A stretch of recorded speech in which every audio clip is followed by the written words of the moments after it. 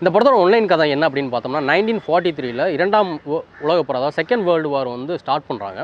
அந்த டயத்தில் வந்து இந்தியா மேலே பாம்பு போடுறாங்க. அப்படி பாம்பு போடும்போது சென்னை அப்போ வந்து மദ്രാஸ். ஸோ மദ്രാஸில் பாம்பு போட வராங்க அப்படிங்கிற ஒரு வதந்தி கிளம்புது. அந்த நேரத்தில் அங்கேருந்து தப்பிக்கிறவங்க யோகி பாபுவோட போட்டில் ஏறிடுறாங்க கொஞ்சம் பேர். இப்போ நான் சொன்னேன் இல்லையா, ஒரு லிஸ்ட்டு சொன்னேன் இல்லையா, அவங்கெல்லாம் அந்த போட்டில் ஏறிடுறாங்க. ஏறி ட்ராவல் பண்ணுறாங்க. அதாவது இந்த பாம்பு போகிறதுக்கு பயந்துட்டு கடலுக்குள்ளே போகிறாங்க. கடலுக்குள்ளே போனதுக்கப்புறம் என்ன நடக்குது அப்படிங்கிறது இந்த படத்தோட கதை.